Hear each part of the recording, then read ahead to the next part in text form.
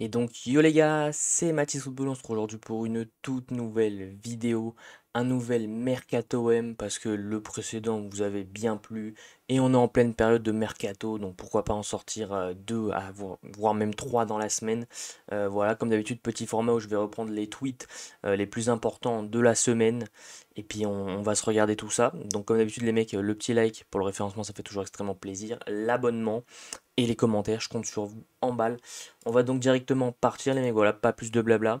Donc on va commencer par une déclaration de Jonathan Klaus sur son choix de rejoindre l'OGC Nice. Donc j'ai peut-être aujourd'hui besoin de me retrouver dans le travail et le sérieux, éviter les bruits de couloirs qui sont sortis mais qui font partie de la vie d'un joueur de foot. On sait que voilà, en hiver dernier, quand Mehdi Benassia est arrivé du côté de l'OM, on sait que Jonathan Klaus en a pris beaucoup pour son grade, notamment sur le fait que voilà, dès qu'il avait une petite gêne, une petite blessure, il forçait pas le truc, à l'inverse de certaines personnes à l'OM, et Benassia l'avait remarqué.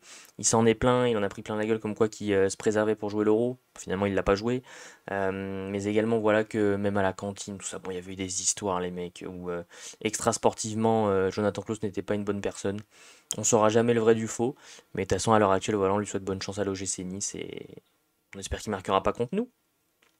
Après Jonathan Klaus, Nice aimerait aussi recruter Chancel Mbemba, le défenseur marseillais espère par contre mieux, surtout niveau financier. Donc là, ça me fait peur parce que déjà qu'ils récupèrent Jonathan Klaus, qui, faut pas se mentir, est un très bon latéral droit.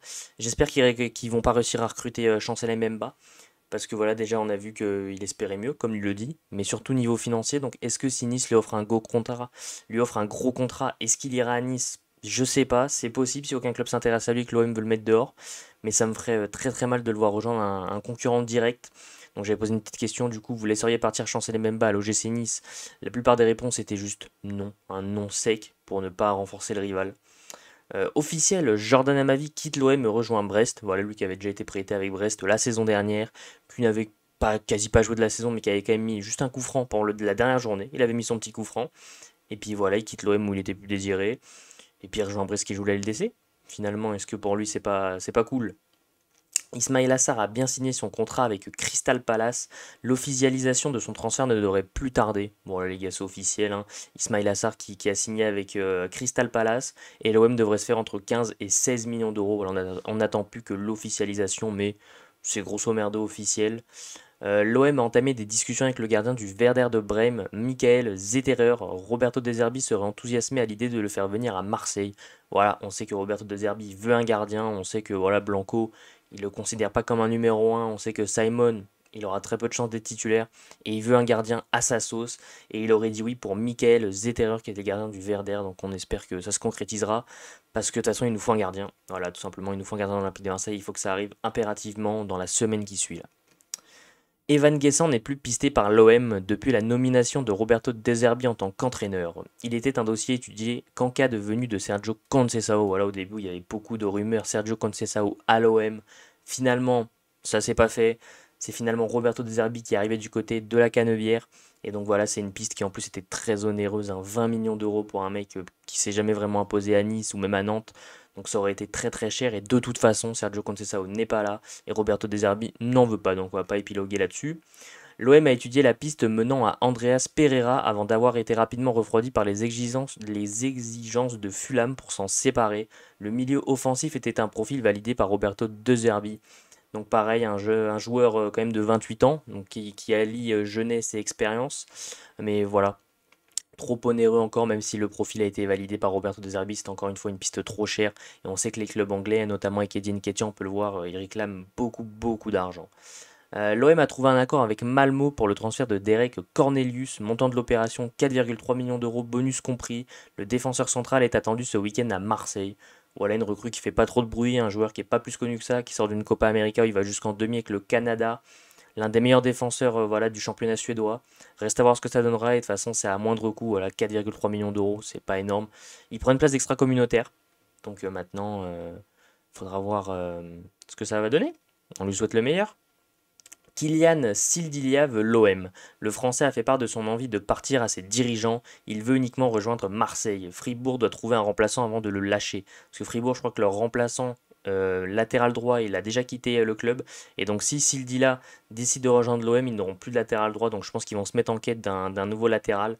Et reste à voir aussi maintenant pour quel prix ils le lâcheront. Parce que l'autre info, c'est que l'OM a fait une offre de 12 millions d'euros pour Sildila, mais Fribourg a rejeté cette offre. Les négociations se poursuivent. Le joueur a déjà un accord verbal avec l'OM.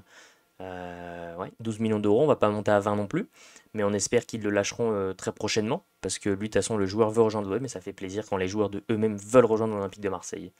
L'OM a fait une offre de 20 millions d'euros pour Eddie Nketiah. Il y a des chances pour que cette offre soit jugée insuffisante par Arsenal, mais les deux clubs continuent de négocier. À savoir que Eddie Nketiah a validé le fait de rejoindre l'OM, voilà, il a envie, il est intéressé par le projet. Malheureusement, Arsenal en réclame énormément d'argent, 50 millions d'euros. Franchement, c'est beaucoup trop pour une doublure en plus qui est Arsenal, qui n'est même pas le buteur.